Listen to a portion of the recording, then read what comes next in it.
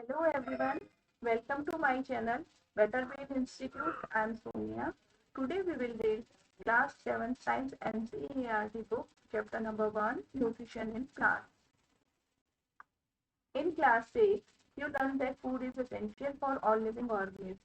Class 6 में सबने पढ़ा है कि जीवित प्राणी के लिए जो खाना बहुत ही जरूरी होता है. You also learned that carbohydrates, proteins, fats, vitamins and minerals are components of food. Carbohydrate, protein, fat, vitamin और खनिज तत्व. मिनरल मीन्स खनिज तत्व होते हैं जो भोजन के घटक होते हैं, भोजन के अवयव होते हैं. These components of food are called nutrients and are necessary for our body. तो जो ये components होते हैं खाने के, वो पोषक तत्व कहलाते हैं जो कि हमारे शरीर के लिए बहुत ही जरूरी होते हैं.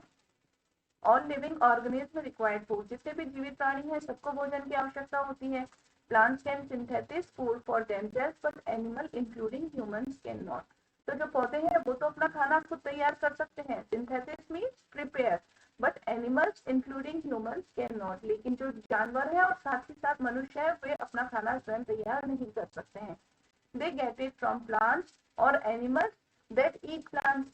तो वो अपना खाना कहाँ से लेते हैं? वो अपना खाना पौधों से प्राप्त करते हैं या जानवरों से जो कि प्लांट्स खाते हैं. Thus humans and animals are directly or indirectly depend on plants. तो इस तरह से मनुष्य हो या जानवर हो, चाहे तो सीधे तरीके से प्रत्यक्ष रूप से या अप्रत्यक्ष रूप से पौधों पर ही अपने भोजन के लिए निर्भर होता है. Mode of nutrition in plants. Plants are the only organisms that can prepare food for themselves by using water, carbon dioxide and minerals. तो पौधे एक ऐसे ऑर्गेनिज्म होते हैं जो कि पानी, कार्बन डाइऑक्साइड और मिनरल्स की सहायता से अपना खाना खुद तैयार कर पाते हैं. The raw materials are present in their surroundings. तो रॉ मटेरियल्स कौन से? यही water, carbon dioxide and minerals. उनको कहाँ से मिलते हैं? वो इसे अपने चारों तरफ से ही, अपनी सराउंडिंग्स में से ही ले लेते हैं. The nutrients enable living organisms to build their bodies, to grow, to repair damaged parts of their bodies and provide the energy to carry out life processes. तो पोषक तत्वों से कोई भी जो ऑर्गेनिज्म है अपना शरीर बना पाता है, बढ़ पाते हैं, अपने शरीर के जो डैमेज पार्ट्स होते हैं उनको रिपेयर कर पाते हैं और पूरे जीवन चक्र को चलाने के लिए जिस ऊर्जा की आवश्यकता होती है वो भी पोषक तत्वों से ही मिलती है. Nutrition is the mode of taking food by an organism and its utilization by the body. तो न्यूट्रिशन क्या है? पोषण क्या है? पोषण भोजन को लेने और इससे मिलने वाले पोषक तत्वों को शरीर के द्वारा ग्रहण करने से है. The mode of nutrition in which organisms make food themselves for simple substances is called autotrophic nutrition. Therefore, plants are called autotrophs. तो पोषण का वह प्रकार जिसमें ऑर्गेनिज्म अपना खाना सिंपल सब्सटेंसेस से, साधारण पदार्थों से खुद अपने लिए तैयार कर लेते हैं, ऐसा न्यूट्रिशन ऑटोट्रॉफिक न्यूट्रिशन कहलाता है. और प्लांट्स ही एक ऐसे होता है जो कि अपना खाना खुद बना पाते हैं, तो प्लांट्स ऑटोट्रॉफ्स कहलाते हैं. ऑटो मीन्स होता है सेल्फ, स्वयं, और ट्रॉफ्स मीन्स होता है नरिशमेंट यानी पोषण. Animals and most other organism take in food prepared by plants. तो जो जानवर है और बाकी के जितने भी अलग ऑर्गेनिज्म है वो अपना खाना प्लांट्स के द्वारा ही तैयार कर पाते हैं. They are called heterotrophs. Heterotrophs means other. तो ये हेटरोट्रॉफ्स कहलाए. ऐसा न्यूट्रिशन हेटरोट्रॉफिक न्यूट्रिशन कहलाया. हेटरो मतलब होता है अदर, दूसरों से तैयार किया हुआ भोजन लेने वाले. Now we may ask where the food factories of plants are located. Whether food is made in all parts of a plant or only in certain parts. तो अब ये पूछ रहे हैं कि भाई जो किसी भी पौधे की फूड फैक्ट्री कहाँ पर होती है. फूड फैक्ट्री मीन्स पौधे का जो सारे हिस्से होते हैं वो खाना बनाते हैं या फिर पर्टिकुलर कुछ सर्टेन पार्ट्स ऐसे होते हैं जो खाना बनाते हैं. फूड फैक्ट्री आखिर पौधे की होती कहाँ है? How do plants obtain the raw materials from the surroundings? और अपने चारों तरफ से जो कोई भी पौधा है जो रॉ मटेरियल्स को किस तरीके से ले पाता है. How do they transport them to the food factories of plants? और किसी भी पौधे की फूड फैक्ट्री तक वो किस तरीके से रॉ मटेरियल्स को ट्रांसपोर्ट करते हैं, वहां तक पहुंचाते हैं. Photosynthesis, food making process in plants. These are the food factories of plants. तो किसी भी पौधे की जो पत्तियां होती है वही उसकी फूड फैक्ट्री होती है. Therefore, इसलिए all the raw materials must reach the leaf. तो जितने भी रॉ मटेरियल्स होते हैं वो सब पत्ती तक पहुंचना जरूरी होता है। Water and minerals present in the soil are absorbed by the roots and transported to the leaves. तो जो पानी होता है और मिनरल्स होते हैं जो कि मिट्टी में मिले हुए होते हैं, उसको रूट के द्वारा एब्जॉर्ब कर लिया जाता है और पत्तियों तक पहुंचा दिया जाता है। Carbon dioxide from air is taken in to the tiny pores present on the surface of leaves. तो जो कार्बन डाइऑक्साइड जो कि हमारे वायुमंडल में होती है, उसको पत्तियों की जो सतह के ऊपर टिनी पोर्स, छोटे छोटे से स्मॉल पोर्स होते हैं, उसके द्वारा ग्रहण कर लिया जाता है। The pores these pores are surrounded by guard cells. अब जो ये पोर्स होते हैं वो गार्ड सेल्स के द्वारा घिरे हुए होते हैं। सच पोर्स आर कॉल्ड स्टोमेटा। तो ये जो छोटे छोटे स्मॉल पोर्स जो कि पत्ती की निचली सतह के ऊपर स्थित होते हैं, ये स्टोमेटा कहलाते हैं। Water and minerals are transported to the leaves by the vessels which run like pipes throughout the root, the stem, the branches and the leaves। तो जो पानी है और जितने भी मिनरल्स है वो पत्तियों तक एक वेसल्स के द्वारा पहुंचाए जाते हैं, which run like pipe throughout the root, जो कि एक पाइप नुमा स्ट्रक्चर होता है जो कि पूरे पौधे के अंदर फैला हुआ रहता है। They form a continuous path or passage for the nutrients to reach the leaf। ये एक सतत रास्ता बनाते हैं पत्ती तक इन न्यूट्रिएंट्स को पहुंचाने का। They are called vessels. ये वेसल्स कहलाते हैं। You will learn more about transport of materials in plants in chapter 1.1. The leaves have a green pigment called chlorophyll. It helps leaves to capture the energy of the sunlight. तो leaves में एक हरा pigment होता है, हरा रंग होता है, वो क्लोरोफिल कहलाता है। इट हेल्प्स, और ये क्या करता है, ये सनलाइट से मिलने वाली एनर्जी को कैप्चर करने में मदद करता है। This energy is used to synthesize food from carbon dioxide and water. अब ये जो ऊर्जा है ये कार्बन डाइऑक्साइड और वाटर की मदद से खाना तैयार करने में मदद करती है।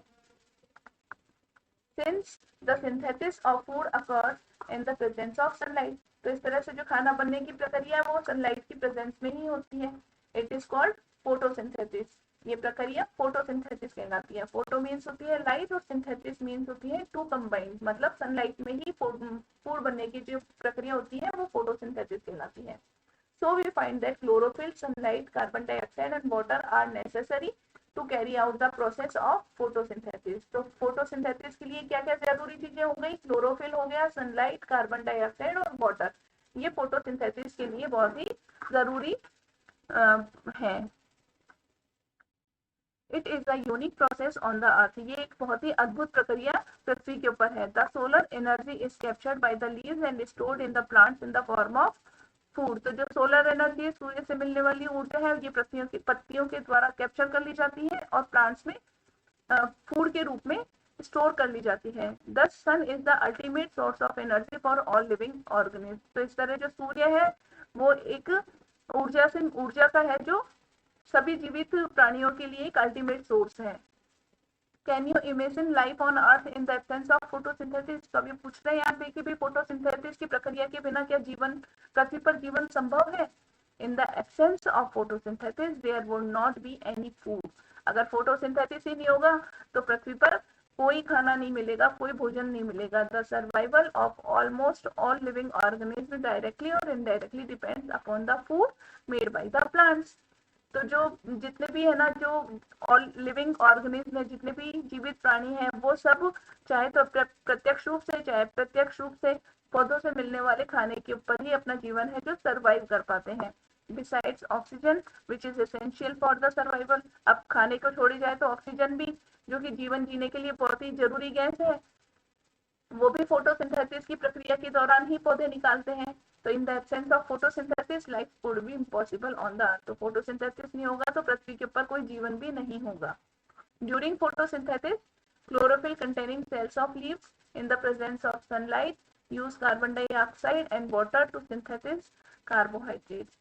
तो फोटोसिंथेसिस क्या हुआ, फोटोसिंथेसिस के दौरान क्लोरोफिल सनलाइट की मौजूदगी में, मतलब सूर्य की रोशनी में, कार्बन डाइऑक्साइड और वाटर को यूज करके कार्बोहाइड्रेट तैयार करती है। कार्बोहाइड्रेट क्या है, carbohydrate is the food of plant. तो the process can be represented in an equation. तो बच्चों ये इक्वेशन है जो बहुत जरूरी है फोटोसिंथेसिस के लिए, ये अधिकतर एग्जाम से पूछी जाती है। तो carbon dioxide plus water in दोनों को यूज करके क्लोरोफिल जो कि ग्रीन पिगमेंट है पत्तियों का, सनलाइट की प्रेजेंस में कार्बोहाइड्रेट जो कि फूड है पौधे का बनाते हैं और ऑक्सीजन रिलीज करते हैं। अब यहाँ पे सेक्शन ऑफ अ लीफ दिया हुआ है जिसमें ये ग्रीन कलर क्लोरोफिल को बताया है, ये टिनी पोर्स स्टोमाटा को बताए हैं, और टिनी पोर्स को ये जो एक बीन शेप्ड सेल्स है ये गार्ड सेल्स कहलाती है, ये इसको कवर करके रखती है।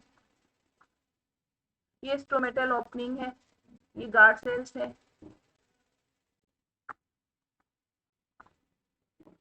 अब यहाँ एक डायग्राम दिया हुआ है, डायग्राम शोइंग फोटोसिंथेसिस, जो कि फोटोसिंथेसिस को बता रहा है कि कैसे लीफ जो कि फूड फैक्ट्री है किसी भी प्लांट की, क्लोरोफिल यानी ग्रीन पिगमेंट की मदद से सनलाइट को एब्जॉर्ब करती है और वाटर और मिनरल्स की सहायता से, वाटर और मिनरल जिसे रूट टू सॉइल में से एब्जॉर्ब करती है की मदद से कार्बोहाइड्रेट बनाती है और ऑक्सीजन को रिलीज करती है। कार्बन डाइऑक्साइड वायुमंडल में से ले रही है, ऑक्सीजन रिलीज कर रही है।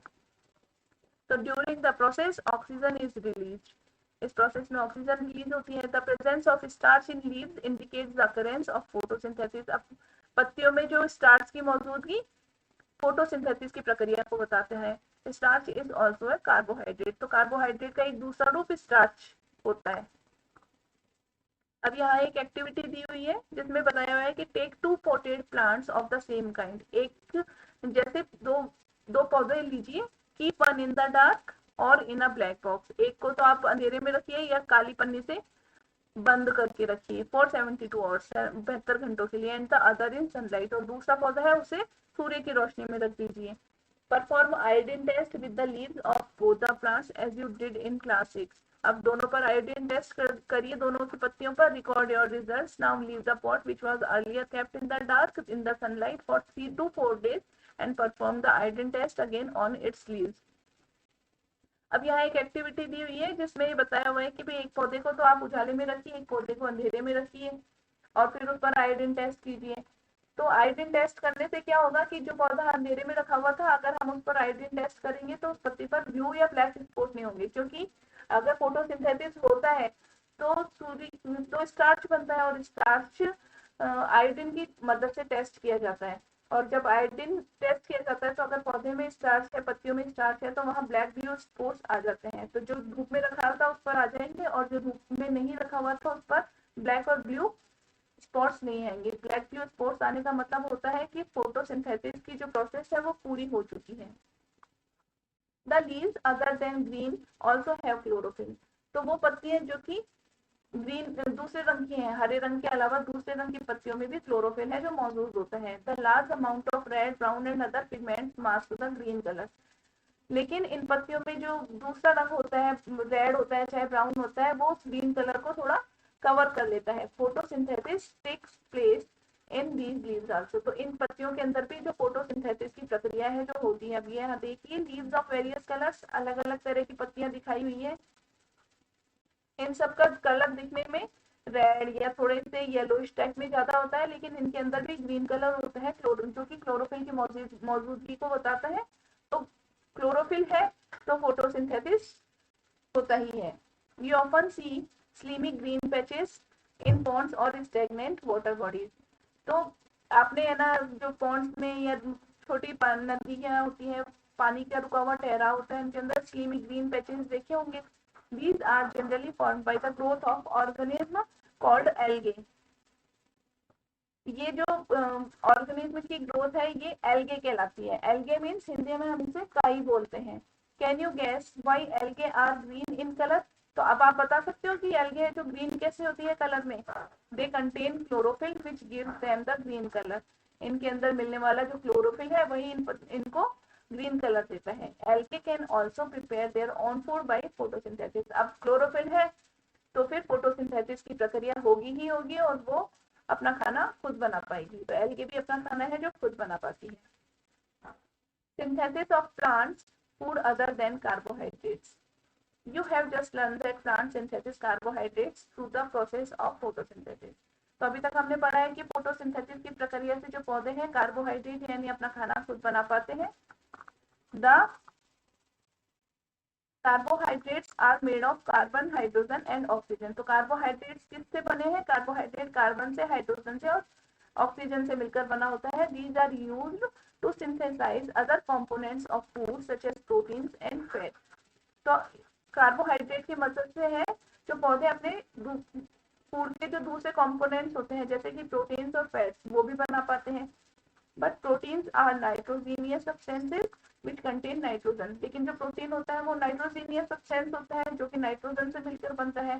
From where do the plants obtain nitrogen. अब जो पौधे हैं वो नाइट्रोजन कहाँ से ले पाते हैं? तो recall that nitrogen is present in abundance in gaseous form in the air. तो जो नाइट्रोजन होती है वो हमारे वायुमंडल में गैस फॉर्म के अंदर, गैस के रूप में मौजूद है। However, plants cannot absorb nitrogen in this form. अब गैस रूप में मौजूद तो है लेकिन प्लांट्स होते हैं जो इसको इसी रूप में एब्जॉर्ब नहीं कर पाते हैं। तो कैसे कर पाते हैं? Soil has certain bacteria that convert gaseous nitrogen into a usable form and release it into the soil. तो जो मिट्टी के अंदर कुछ बैक्टीरिया ऐसे होते हैं जो इस गैसियस नाइट्रोजन को यूजेबल फॉर्म में रिलीज कर देते हैं मिट्टी के अंदर। These are absorbed by the plants along with water. अब जो ये सॉइल के अंदर जब नाइट्रोजन यूजेबल फॉर्म में आ जाती है तो पानी के साथ मिलके पौधों के द्वारा ये अवशोषित कर ली जाती है, अब्सॉर्ब कर ली जाती है। Also you might have seen farmers adding fertilizers rich in nitrogen to the soil. तो आपने देखा होगा कि जो किसान वगैरह होते हैं जिनको पौधों का शौक होता है वो अपने पौधों में जो एक फर्टिलाइजर की जैसे नाइट्रोजन का उपयोग करते हैं। In this way the plants fulfil their requirement of nitrogen along with the other constituents. तो इस तरह और दूसरे घटक के साथ साथ जो प्लांट्स है उनकी नाइट्रोजन की जो रिक्वायरमेंट है वो भी पूरी हो जाती है। Plants can then synthesize protein and vitamin. तो इस तरह से जो प्लांट्स है वो प्रोटीन और विटामिन का भी को भी प्रिपेयर कर पाते हैं। Other modes of nutrition in plants. तो बच्चों आज हमने यहाँ पर हमने फोटोसिंथेसिस का पढ़ा जो कि ऑटोट्रॉफिक न्यूट्रिशन का जो मोड ऑटोट्रॉफिक न्यूट्रिशन है उसे हमने यहाँ पर रीड किया है। अब मैं अपना अगला video other mode of nutrition in plants पर बनाऊंगी। तो थैंक यू।